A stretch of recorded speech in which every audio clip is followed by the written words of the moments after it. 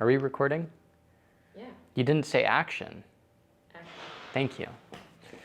Welcome to episode 3 of Mattox Time, the show where I sit down and I talk about whatever I want, whether it's interesting or not. Hopefully it is. Anyways, now on to some juicy updates of what Jenna and I have been up to for the last week. There's been a lot. Basically, last episode, we filmed that the day before I got surgery. The reason why we needed surgery on the collarbone was because I had a floating shoulder, meaning there was nothing in my musculoskeletal system to support my shoulder. The clavicle was broken and the scapula was broken, so my shoulder was just dangling. I needed my scapula to recover because it was just fragments of bone in there, and if that didn't recover correctly, I'd be stuck with a lot of shoulder problems. So the consensus on all the doctors we spoke with was repair the clavicle so my shoulder has something to hang on, basically. The one worry about getting surgery on the clavicle is you don't know exactly what it's gonna look like until you open it up and see. Imaging only gets you so far. And if it was a more intensive surgery than we were anticipating, there's a risk of like shifting things around in my scapula that would displace that bone and then lead to all sorts of problems, which would mean I would need to get surgery on the scapula.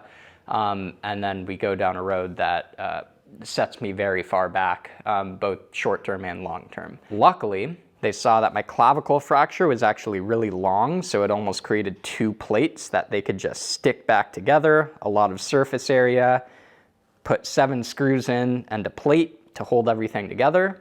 And they took imaging before that happened and right after, and it showed that my scapula hadn't moved at all. It is in the exact same place. It's still like a lot of little fragments of bone that are healing up nicely.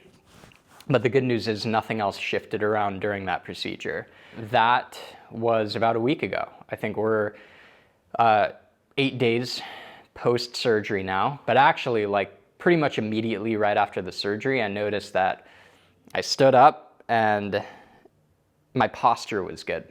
And it was weird because I realized my shoulder was getting sore for the last week and a half from just having crap posture. Like just sitting up normally, like I have good posture, my shoulders are back, and with a broken clavicle and a broken scapula, everything was hunched forward and it was just making me really sore all the time. That went away immediately. My posture is better. I can move around and not have like my broken scapula be like poking around and shifting and causing that also super weird discomfort. The doctor, Dan Solomon, that performed the surgery, he said he was very confident that it was a successful outcome. We really won't know for sure what the scapula looks like until a few weeks from now when we get more imaging done and see how that healed up. But so far it looks like everything is perfect and the way it should be recovering and the way it should be healing. So I'm happy about that. I was really happy getting that news walking out of the hospital. I actually walked out of the hospital. They offered me a wheelchair and I had some help. Thank you, Jenna. Despite everyone's insistence that you take the wheelchair. No, one of the things that I do remember out of there, I just told the nurse, like, no, I got it. I'm a professional. I would take the free ride, baby. I think as I'm going through all of this, I'm just looking, I know it's a really crappy situation, but I'm looking for the small victories. That's what you want in a situation like this. Your attention shifts from like these ambitious goals of what you're going after in this next year to these mini victories. And at first it's like kind of, well, not even at first, just constantly you go through these ups and downs of like these little victories aren't good enough to like when they actually do happen, you just have to force yourself to appreciate them and keep your mind focused on like that little victory, not what it means leading towards like these bigger, more ambitious goals. I realized that, last year I didn't have too many goals in triathlon. I took this this formula from the sports psychologist that we're working with, Jim Taylor, that, goals can oftentimes set limits. And when you're venturing into unknown territory, like I was in my first professional season, it's almost better to have dreams, not goals. So I didn't write down anything specifically I wanted to achieve, but instead I just went with, like I looked for small victories and looked for ways to constantly improve throughout the year and just kept dreaming big. And I think without that mentality, I wouldn't have qualified for 70.3 Worlds.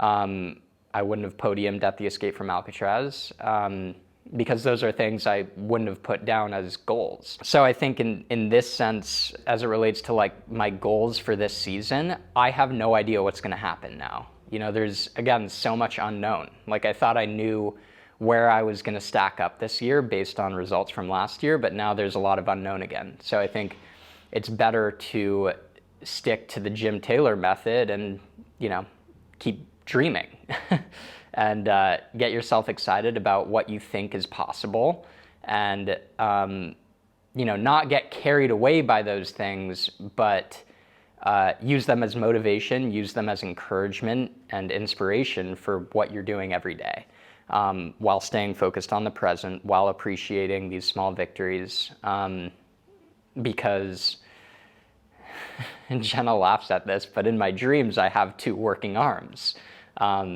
which is kind of cool. It's a bummer when you wake up and realize you only have 1 working arm, but I think for what I'm going after this year in triathlon, like having those dreams where I have 2 working arms and I'm fully functioning and I'm fit and I'm healthy, it's just positive reinforcement. It's things I can visualize and things that I can, basically just practice. I can practice being successful.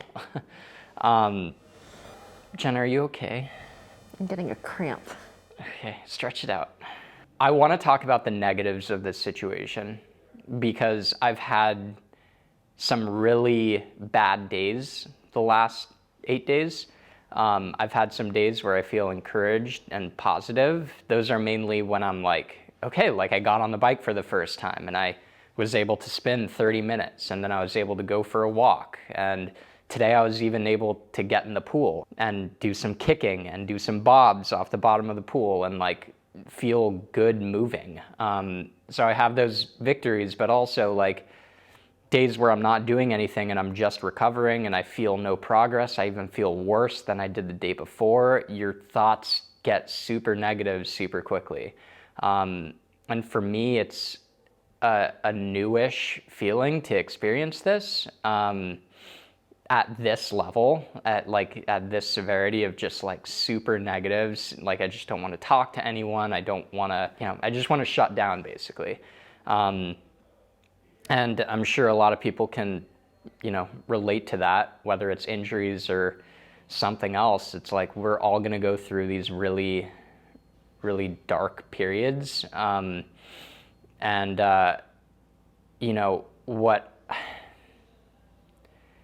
What I rely on in those situations is the people around me.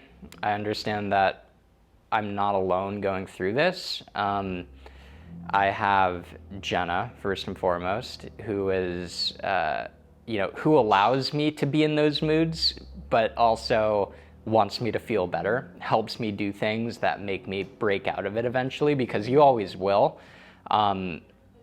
You will have those mini victories that help you break out of those funks, but, understanding that you're not going to go through it alone. To that end, family, we live close to my family, friends, forcing yourself to go do something social tends to help, even if you really don't want to. I think distraction is a bad word, but it's not a distraction from the bad feeling, but those social things are something that, steers your attention away from how you're feeling negatively. It almost just moves you on to the next step. It moves you on to like, what's next? What do I need to do next? Because you tend to go do a social thing and then you come back home and you're already thinking about like what you need to do next to take care of whatever it is that you're going through. So upcoming exciting stuff. We're going to have some new sponsors we're going to talk about, and some of the same sponsors that we had last year. My training is going to kind of start to pick up. This last week was just like starting to move and then experiment with different ways of moving and getting fit without disrupting recovery. So I'm excited about doing longer trainer rides. I'm excited about going on more hikes. I'm excited about doing more things in the pool. Oh, yeah. And another big update that we got this week is Jenna got laid off from her job, along with 25 other people at the company, small company. But it was kind of this round of big layoffs that they had to let people go because they're not doing so great. I can say that. Yeah, I think you should bleep that out. Yeah, so we're gonna be brainstorming some new things and fun things we can do with 2 full-time people on this freestyle tri venture. But also, if you know anyone that's hiring, let us know. For contract work for now. Yeah. Full time in a couple months. I'm doing okay. But man, has it been a month. Yeah. We've had a lot. But yeah, no, I think that's it for now. I don't know. It's going to be some good stuff coming up. All right. Bye-bye. Till next time.